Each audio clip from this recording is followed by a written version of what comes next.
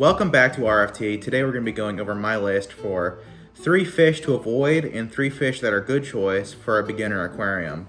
And I just want to say, anything I say in this video as part of the fish to avoid section, these aren't fish that are bad to keep at all. This is just as purely what to avoid going in, like starting with as a beginner, because a lot of those fish will require a lot more commitment and care. All right, starting off on the fish to avoid side of this list, it's going to be Oscars. And I like Oscars. I like the way they looked. I've never kept one, but purely off of how big they get, and people tend to treat them as if like they're kind of like the goldfish of those bigger monster fish, and people tend to keep them in tanks that are way too small for them, and they end up either jumping out or smashing against the tank or something. Oftentimes they're kind of seen as these almost like spectacle of where they'll get the feeder goldfish and they'll put it in the tank and the Oscar will snap it up. But other than that, they don't actually have like the proper conditions. Like I think for a full-size Oscar, like people say like you need like at least like more than a 75 gallon, which is bigger than the one behind me. This is 75. So you're gonna need a tank bigger than this one in order to keep like a fully sized Oscar. And a lot of the times when you see them, I'll put up some pictures on screen, there's more than one in a tank. So if one is supposed to have a bigger tank than this, 2 are definitely gonna require a bigger one. I'm at the point where I've seen that I think Oscars are almost more of a pond fish, like one of those big indoor pool kind of pond things, or even like one of those Rubbermaid tubs. Just because they get so big and they're so aggressive and energetic, I don't really think that they belong. Sorry about that, dogs were getting a little bit excited there.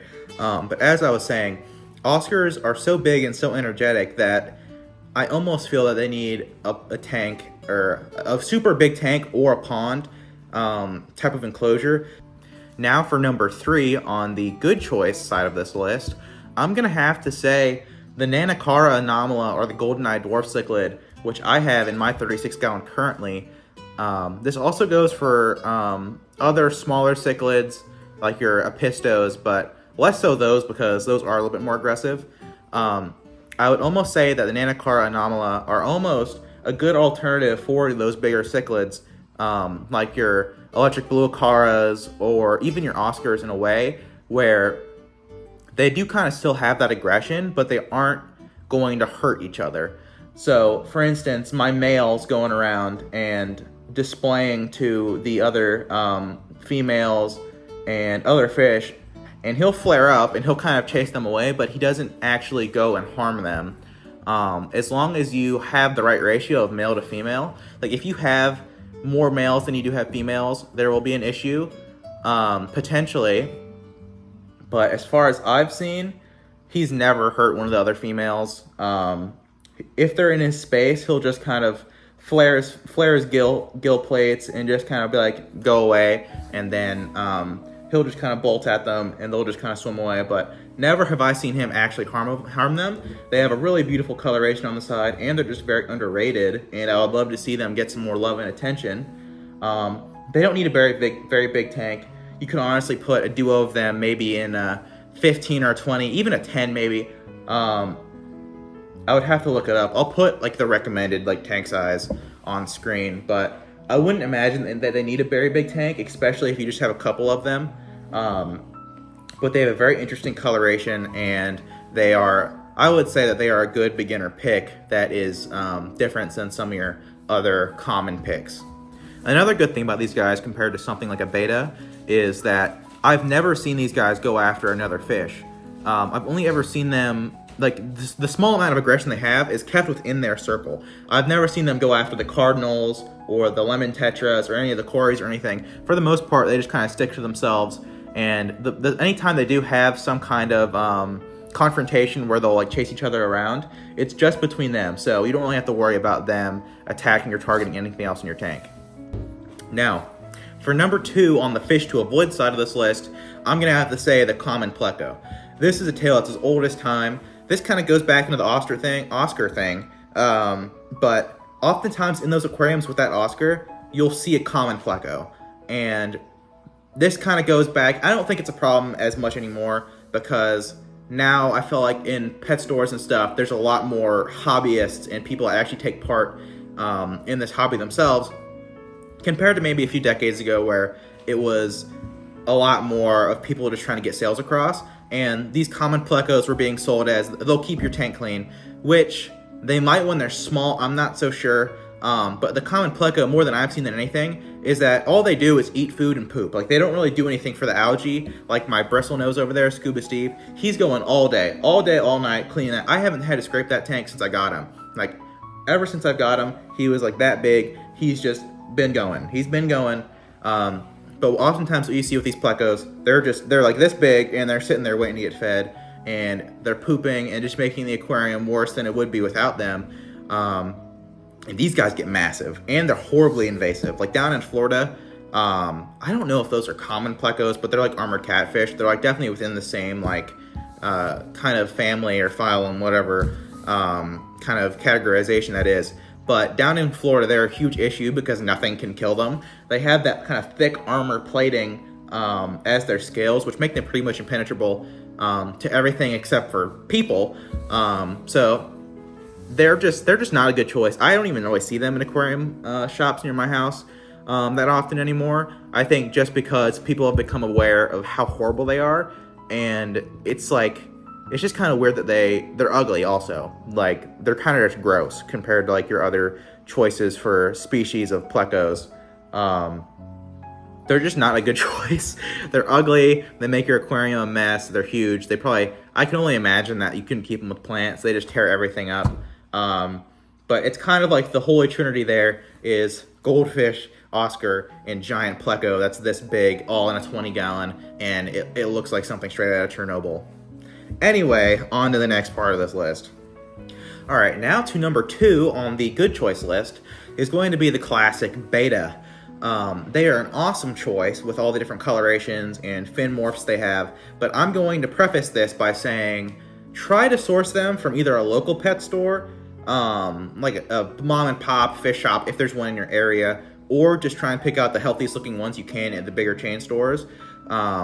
Just because a lot of the ones that have been in those big chain pet stores have been there for quite a while in those poor small conditions. So who knows how many kind of like illnesses and stuff they might be carrying. That's just not going to give you a good start. There's plenty of good shops online, and one of the things I will say is it might be a good idea to go for a short-finned beta species or a female, just because in my experience and what I've seen online is that the long-fin males often just have a harder time swimming as they get older, so that kind of just leads to them having a shorter lifespan than some of your more short-finned varieties or females.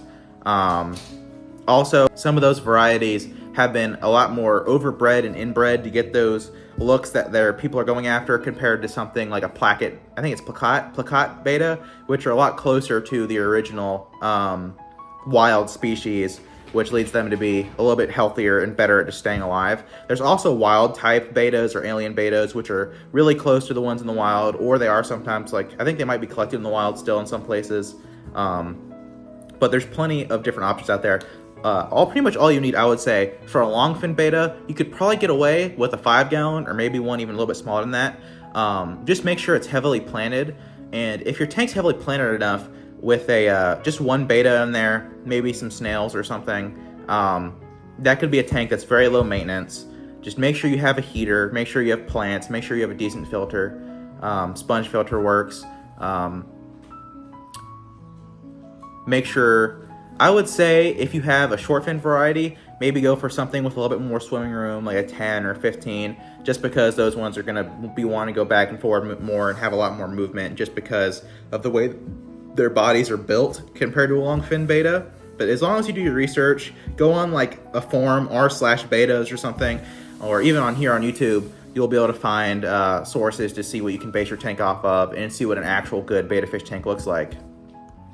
As much as it hurts me to say this, the number one fish to avoid for beginners is going to have to be your goldfish, especially your common goldfish, because I'm sure, as you all know, if you've done at least a little bit of research into goldfish in any way, if properly taken care of, these fish these are pond fish. They get huge. You would need at least maybe like a 75 to have a couple of them. But I don't think they're worth it, honestly. That's how I got into this hobby. I had a couple of them. Me and my grandma got them. They were in my 36-gallon for a couple of years.